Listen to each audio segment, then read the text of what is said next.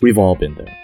You've got a bunch of work to do, some personal errands, or perhaps a few side projects you need to work on. It's all sitting at the back of your head and you know it's time to get to it, yet to your own disappointment, you keep putting it off for later. If you're feeling like the situations above fit you well, you've probably procrastinated or you probably are a procrastinator. But don't feel too guilty, as according to Joseph Ferrari, a professor of psychology at DePaul University in Chicago, 20% of adults may be chronic procrastinators. A lot of the times we think it's due to being busy or lazy, yet at the root of it all, some of the core reasons for why we procrastinate could be due to those reasons we're going to speak in this video. But before we get into it, please subscribe to the channel. It really helps us deliver more content on brain behavior and business, and ultimately find the gold in mind. So, one of the very first reasons of why we procrastinate could be associated with the emotions we feel. Whether it's anxiety, doubt, insecurity, or boredom, the feelings that surround the task at hand could be creating an issue in starting it. Such negative emotions that revolve around that given task can cause us to stress out and feel discomfort, which thus makes us want to avoid it altogether. There's also the power of instant gratification pulling at us. A lot of us are blindsided by present bias, a tendency to settle for a smaller reward in the present instead of wanting for such a big one in the future.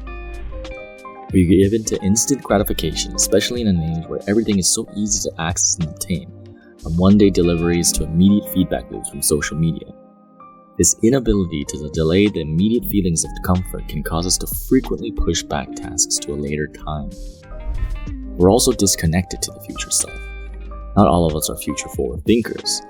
In fact, so many of us are stuck in the now, seeking the aforementioned instant gratification, that we have little concern for how our decisions now may affect the future.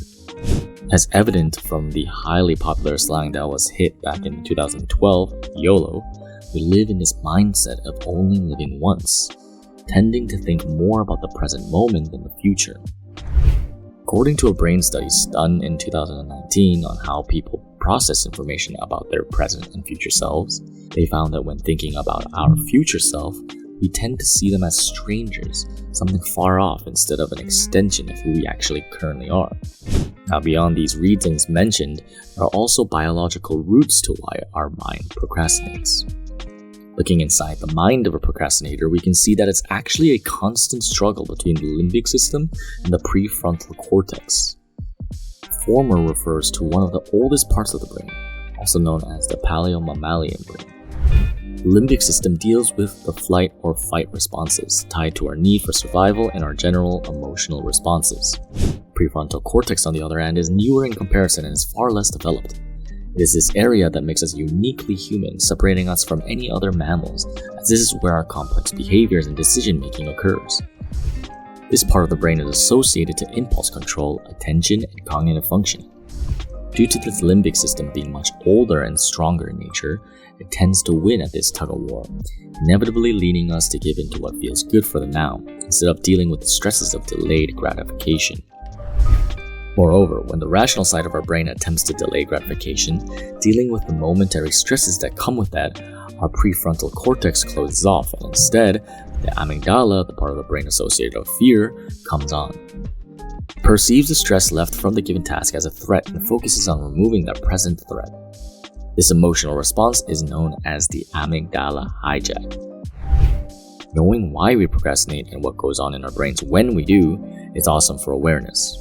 But to take things further, it's important to know how we can go about overcoming procrastination altogether.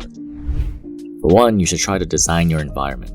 We are largely influenced by our surroundings, whether that be the place we're in or the people that we are around. Something as simple as changing the environment in which you work in, or even clearing out the room of any potential distractions, whether it be a iPhone, a tablet, a TV, can do wonders to reducing procrastination. In a world where constant notifications are everywhere, you need to find ways to implement productive environmental design into your life. Second is clearing the heaviest item first. When there's a list of things to do, it's best to get rid of the heaviest, worst thing first. This is a common productivity tip, as it helps to clear the list of to-dos with the task that you are dreading most. Once you conquer that from the beginning of the day, everything else seems relatively easy to do. As Roy F. Baumeister, a psychology researcher at Florida State University once wrote, the longer people have been awake, the more self-control problems happen. Most things go bad in the evening. Diets are broken at the evening, not at breakfast or in the middle of the morning. Impulsive crimes are mostly committed after midnight.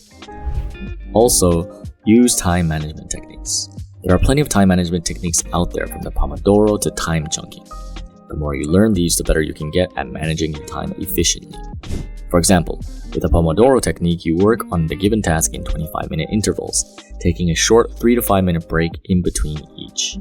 This allows you to have a heightened focus during that given half hour and takes the burden off of having to sit down and complete everything in one go. Now, although these are just starter points, they can definitely help in laying the groundwork for improving productivity and reducing procrastination. Focusing in this day and age is never easy, especially when our attention is all over the place. But consistent small tiny habits are what can roll into bigger, impactful outcomes. So remember, success is not something that comes at once, but is an accumulated effort over a long period of time of conscious, consistent actions. If you like this video and want to learn more about how to better your brain, please make sure to subscribe to this channel, as it really helps us out right now. And also make sure to watch the playlist to your right.